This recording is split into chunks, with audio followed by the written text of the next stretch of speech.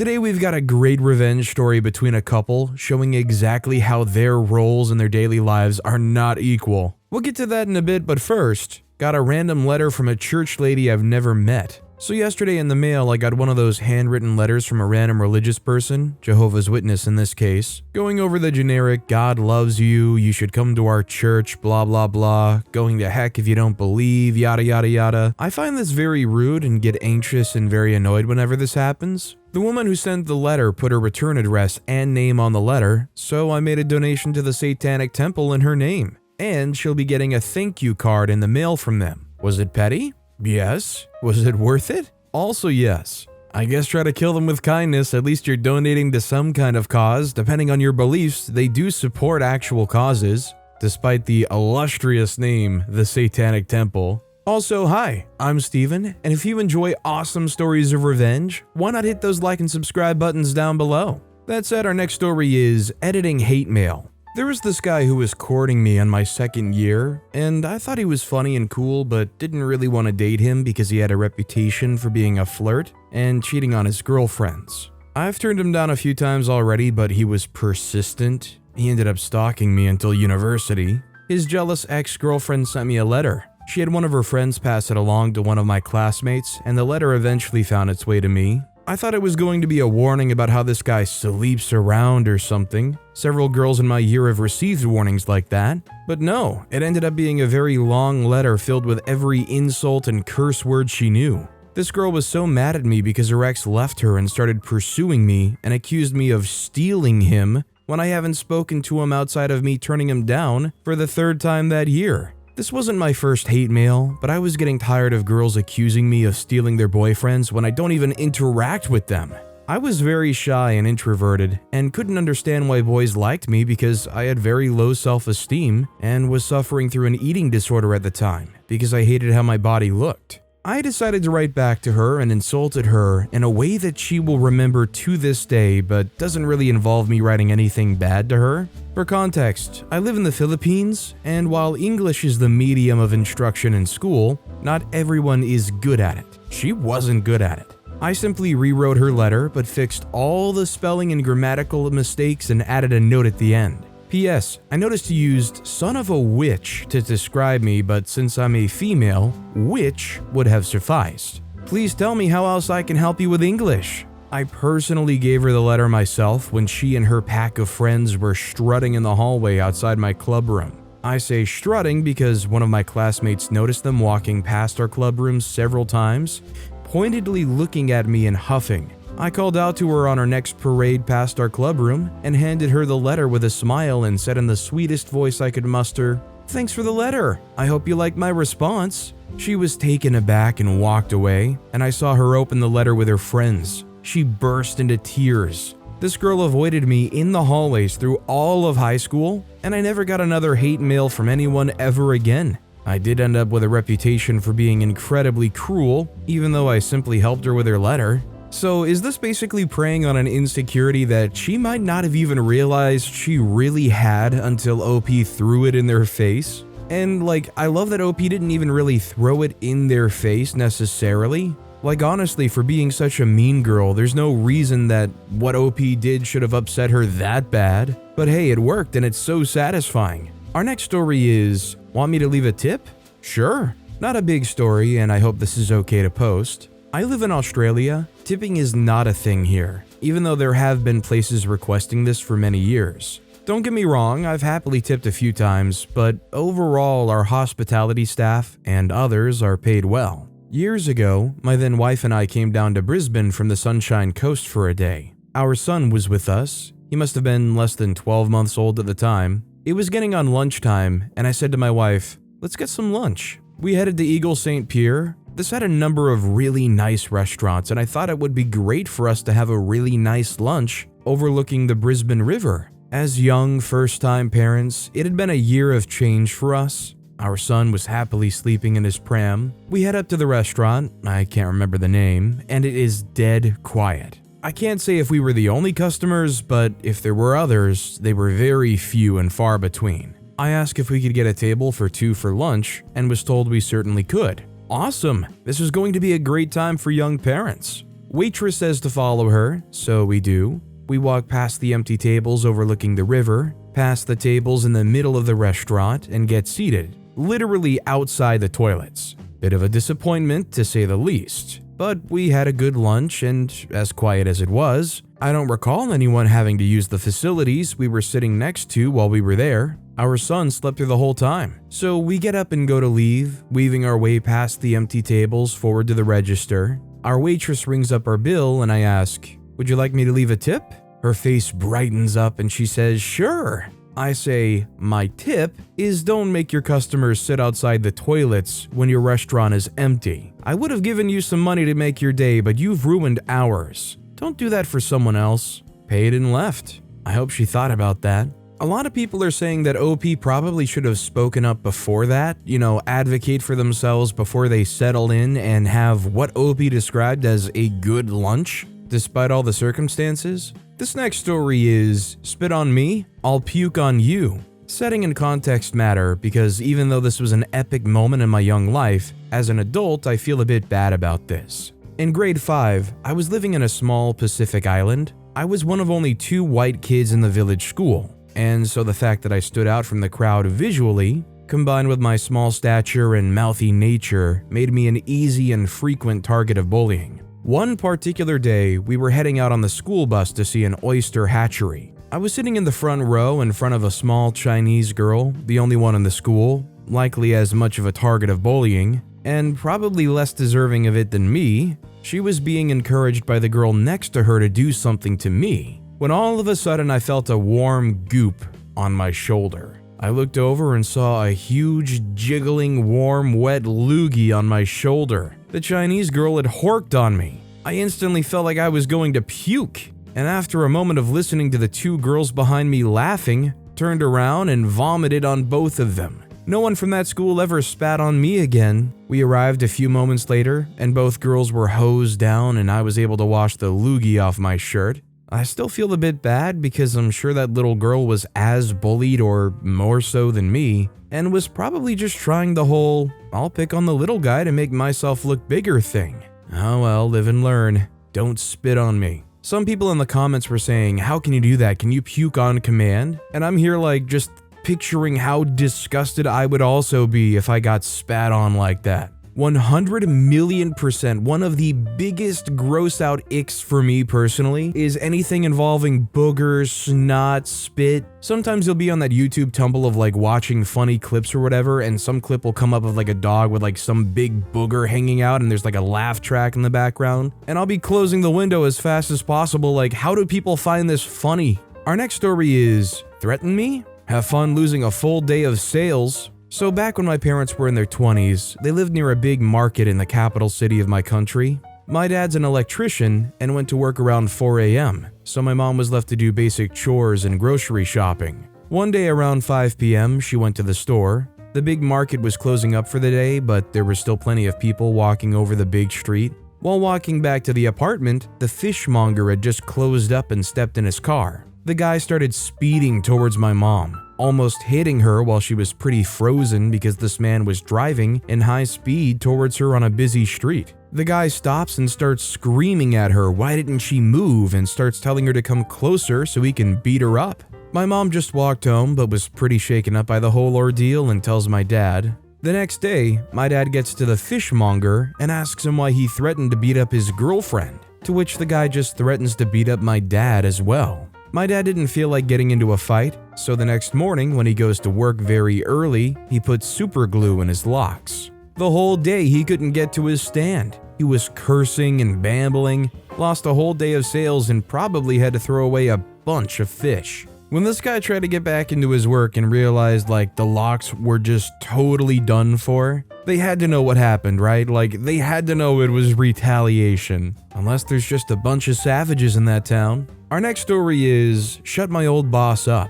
This was about 10 or so years ago. My department head was, let's call him Kenny, VP of Software Engineering, led our team of about 8 or so people. He had hired 2 team leads almost exactly like him, who were essentially his bootlickers and drooled over every word he said, even though his ideologies made little to no sense. For those of you not familiar with the world of software, Every few years at least, you have to bring your codebase to something more current. This does a few different things. It keeps the team more engaged and keeps the code standards up to date instead of using something essentially out of date. Ours wasn't updated in more than 8 years at this point. We were a Java shop, and for those of you that know, Java is an object-oriented language that supports high code reuse, etc. Unfortunately, ours was not even close to an object-oriented codebase. I had pointed that out a few times, but neither the leads nor Kenny wanted to take any notice or make any changes. There was especially one application that was terribly written. Let's call in the reordering application. It was written in Java, but it was completely procedural, 3 really big methods. I'm talking about each method being a few thousand lines long without any exaggeration. This was one application that every developer knew was pure crap, and even the leads agreed. Of course, no one said anything because Kenny originally wrote it some 10 plus years ago. Another thing about Kenny was everything was his way or the highway. If you said anything contrary to Kenny's view, you were let go a week later, no matter how right you were or how wrong he was. Thankfully, 2 years after my joining Kenny's company, I got a wonderful offer from a different company and gave notice. My send-off kind of coincided with Kenny coming to our local office. At lunch, he mouthed off a bunch of things like, "I can't believe how much bad code there is out there in companies."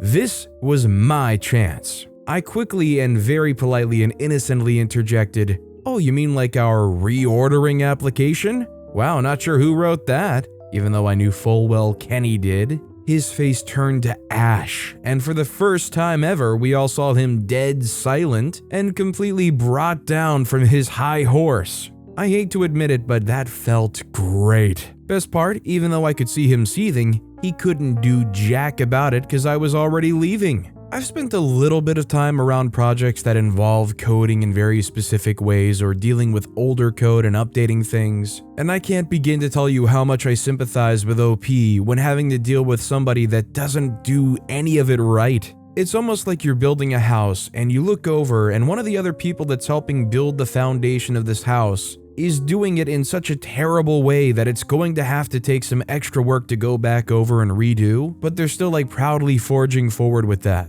Our next story is, I won the prank war between my wife and I. So this was, I guess 10 years ago now? Darn, time flies. Anyhow, set the scene, Riviera Maya, Mexico. We're on our honeymoon at an all-inclusive resort. We've been having a blast, but the wife and I are playing small pranks back and forth. They were harmless in nature, like hiding my hat or stealing the towels, but I admit she got me good when she locked herself in the bathroom and took the TV remote while turning the volume up on the complimentary adult entertainment channel to max. I wasn't going to go nuclear or anything, but I needed a good reprisal. Well, there's a second adult entertainment channel available of exclusively gay content, which was not her cup of tea. You know those resort channels that play at hotels that usually show nearby attractions or shows in the area? That was playing in the background without sound as we browsed a resort dinner menu. While she was distracted, I switched it to the gay adult entertainment channel and let it play out as we continued menu browsing. It was probably playing for a good 5 minutes straight.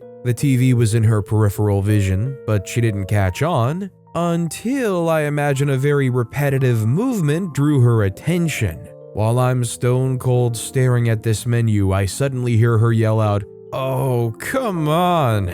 For my slyness and ability to keep a poker face, I was given the win, and the prank war was over. I still laugh about it to this day. Although I don't know necessarily about doing these kinds of pranks, it kind of sounds like relationship goals to me. Like just playing these harmless little pranks on each other and just having a good time about it. This story just makes me feel a little bit lonely is all. Our next story is dogs attacking woman in park. So at my local off-lead dog park, we have a little bit of a community there. Same people most nights taking their dogs out for a walk. We all know each other and look forward to seeing one another after work. One lady, who we see occasionally, is a vile thing. She will intentionally walk towards the dogs and scream, "Put your dog on a lead," and kick and thrash at the dogs. About 6 months ago, my friend was walking both her elderly dogs through the park alone. She was approached by this vile lady, spat at, and racially abused. My friend was shocked and extremely upset by this and had to be consoled.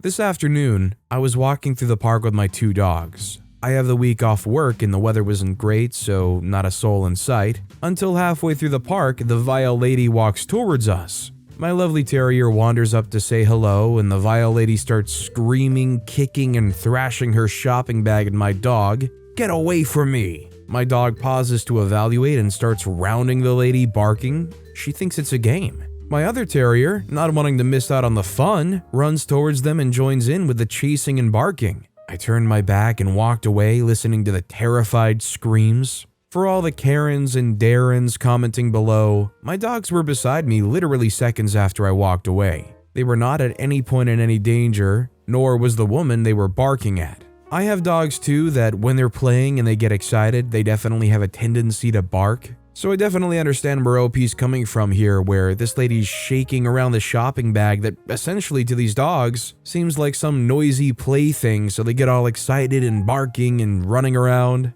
The dogs were having a blast. The vile lady, kind of in a satisfying way, wasn't. Needless to say, if she has that much of an issue with dogs, stop going into a dog park. This next story is Catfished my ex after he ghosted our 2-year relationship. I had a boyfriend, male 34, for 2 years, and all of a sudden he ghosted me.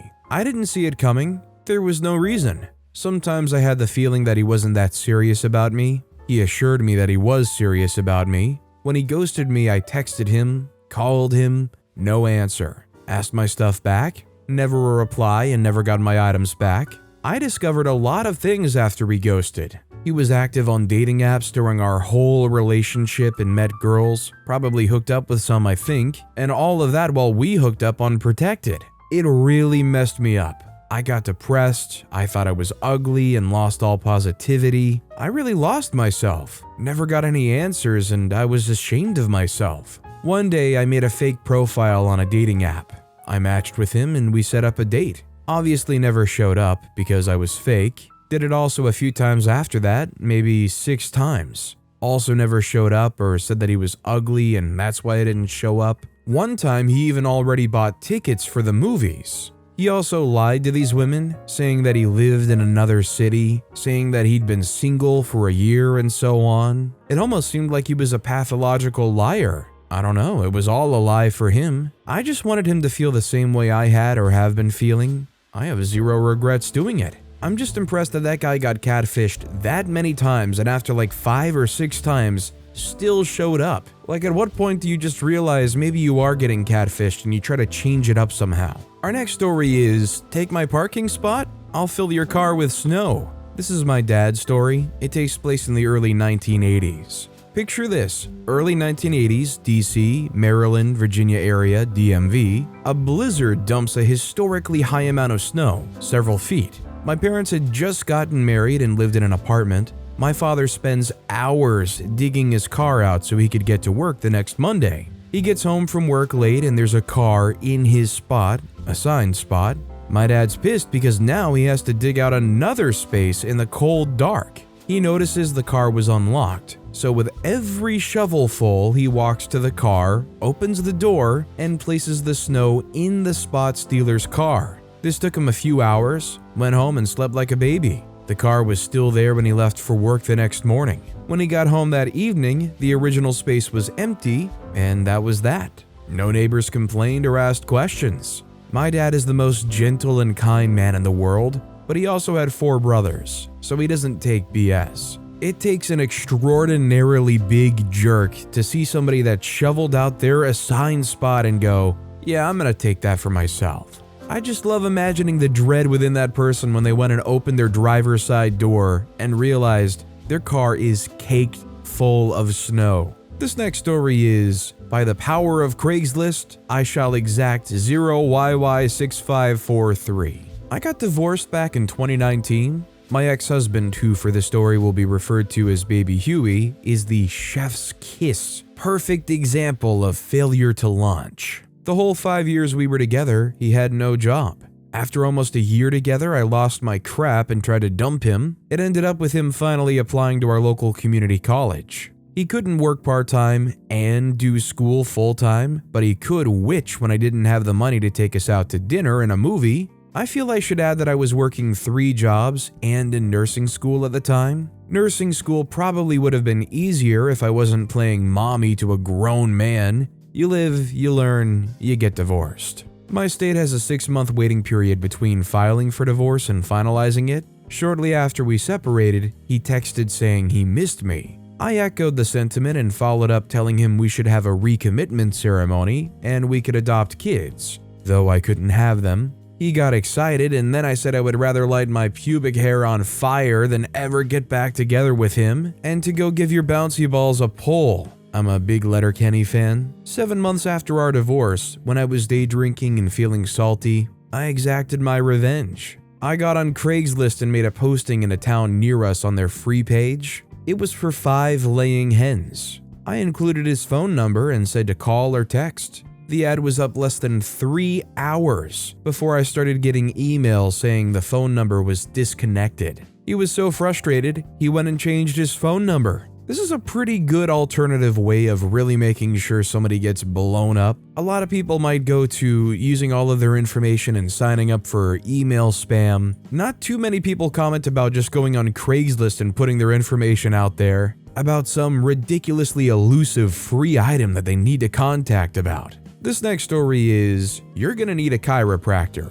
A few years back, my friends and I bought 10 seats at a sold-out showing of some Marvel movie on opening day. This was way before the theater started making every ticket purchase have an assigned seat, so we got there super early and we were in the front of the queue. We were there long enough to talk darn near to every employee there. When released, we rushed to the middle and reserved, with jackets, 5 seats on one row and 5 seats right above. I stayed in the above center seat to ward off any seat pirates or whatever. The rest of my friends went for popcorn and drinks. People started to trickle in. While playing on my phone, a woman in an ugly red hat came by and started scooping up the coats in front of me. She was followed by 3 kids who probably shouldn't have been in this PG-13 movie, but whatever. "Excuse me, those are taken," I said. "Mind your business," she replied, as she unceremoniously dumped my friend's coats on the end of the row and put her kids' jackets down in the middle seats.